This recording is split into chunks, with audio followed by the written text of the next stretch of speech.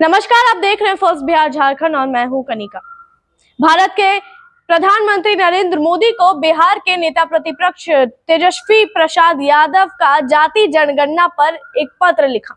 यह पत्र उन्होंने तब लिखा जब भारत में जाति जनगणना कराने का फैसला लिया गया। उन्होंने कहा कि यह सामाजिक और समानता को बढ़ाने का एक अच्छा कदम है। आइए जानते हैं पूरी खबर क्या है। उन्होंने कहा कि सिर्फ आंकड़ों की बात नहीं है, बल्कि यह फैसला करोड़ों लोगों की पहचान, सम्मान और अधिकार से जुड़ा हुआ है। तेजस्वी यादव ने अपने पत्र में बताया कि जब बिहार सरकार ने राज्य में जाति आधारित सर्वे कराया था, तब भाजपा और एनडीए ने इसका विरोध किया था और कई तरह की अड़चनें पैदा की थी। लेकिन अब जब केंद्र सरकार ने इस दिशा में कदम बढ़ाया है, तो यह उम्मीद की है कि एक नई शुरुआत हो सकती है।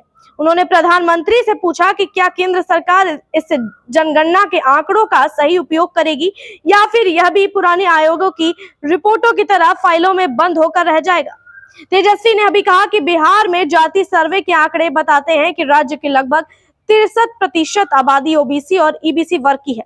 ऐसे में जरूरी हो जाता है कि देश भर में भी जाति जनगणना हो, ताकि यह पता चल सके कि किन वर्गों की संख्या कितनी है और उन्हें उनके हक के अनुसार सुविधाएं मिल रही है या नहीं।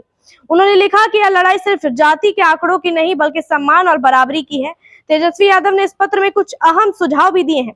उन्होंने मांग की है कि निजी क्षेत्र की नौकरियों में भी आरक्षण दिया जाए, सरकारी टेंडर में आरक्षण लागू किया जाए, न्यायपालिका में भी आरक्षण की व्यवस्था हो और जो भी जाति जनगणना के आंकड़े आए, उसके आधार पर समाज के हर वर्ग को उसकी जनसंख्या के हिसाब से हिस्सेदारी दी जाए। साथ ही उन्होंने यह भी कहा कि मंडल कमीशन की जो सिफारिशें अभी तक पूरी तरह लागू नहीं हुई है, उन्हें भी जल्द से जल्द लागू किया जाना चाहिए।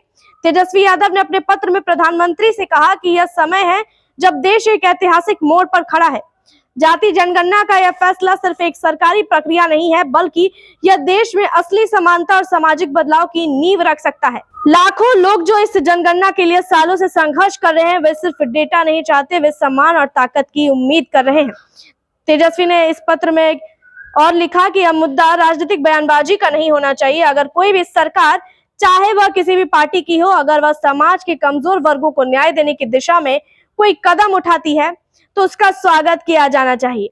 लेकिन यह जरूरी है कि वह कदम सिर्फ घोषणा तक सीमित न रह जाए, बल्कि उस पर पूरी ईमानदारी से अमल भी हो। और उन्होंने कहा कि लोग जाति जनगणना को सिर्फ एक जातीय मुद्दा समझते हैं, लेकिन वास्तव में यह जनगणना देश की नीतियों को बेहतर और न्याय संगत बनाने का रास्ता है।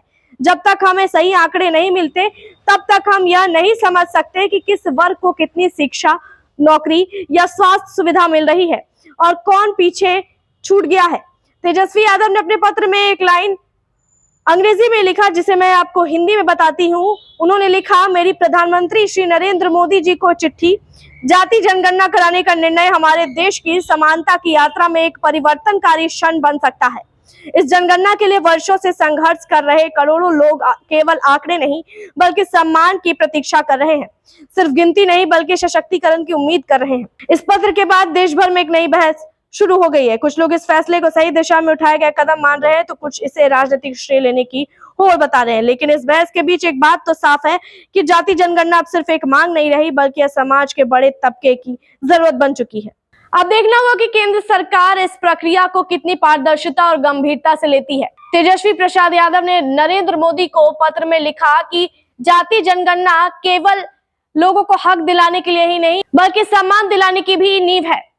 अब देखना होगा कि नरेंद्र मोदी यह पत्र देखने के बाद आगे क्या कदम उठाते हैं। इसके लिए बने रहिए फर्स्ट बिहार झारखंड के साथ।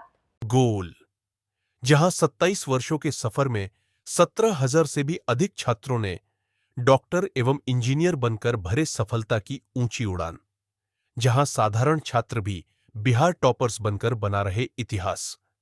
दूरदर्शी शिक्षाविद श्री बिपिन सिंह के मार्गदर्शन में मेडिकल एवं इंजीनियरिंग के लाखों छात्रों के लिए आशा की किरण के रूप में गोल, द रिजल्ट फैक्ट्री।